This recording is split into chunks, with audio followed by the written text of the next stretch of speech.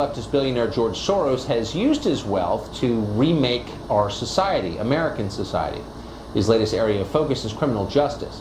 From Texas to Philadelphia, the state of Virginia, Soros has reportedly spent millions of dollars backing candidates for district attorney, for prosecutor.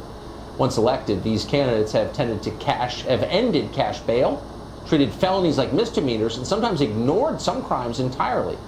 In the city of Philadelphia, for example, Soros backed Larry Krasner, and the murder rate there is the highest it has been in a decade.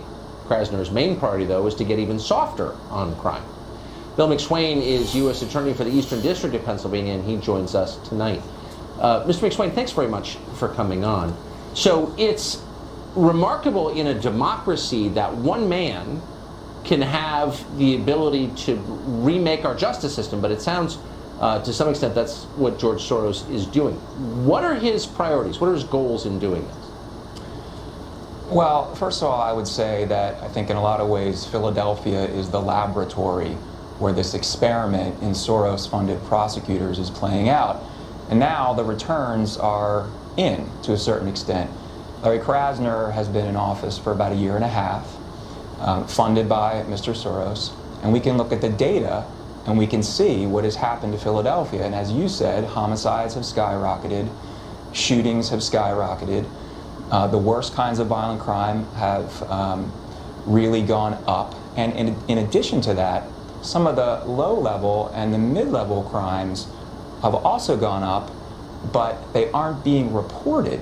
And the reason they're not being reported is because the DA has said he's not going to prosecute them. So you have statistically a bad situation that has developed in Philadelphia, but actually the reality on the ground is even worse than the statistics. And what Mr. Soros, I think, wants to do is that he wants to implement his radical agenda, and he realizes that he can't do that through the normal democratic process.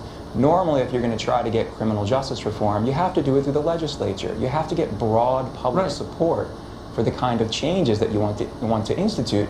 He's taking what I would describe as an illegitimate, anti-democratic shortcut by trying to purchase DA elections, and then once the DA is in place, he or she doesn't enforce the law. And presto, you've got criminal justice reform.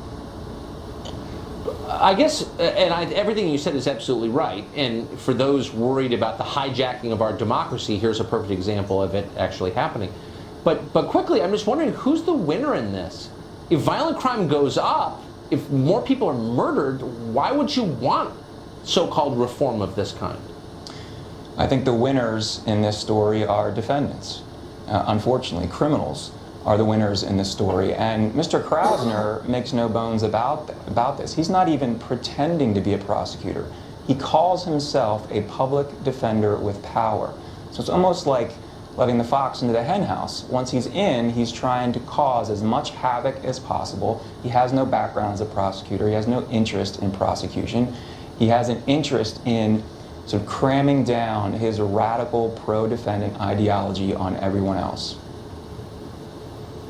And the effects are just horrifying, horrifying. Thank you very much. I think people don't really understand the degree to which George Soros is successfully remaking this country, and they should understand. I'm glad that you're. Thanks very much. You're welcome. I'm glad that you're raising awareness about it. Yeah, we're trying, and Soros has effectively intimidated people into not criticizing him. It's some kind of moral crime to call this to public attention, but it is in the public's interest to know, and so we are. Anyway, thank you very much. Great to see you tonight. Thank you, Tucker.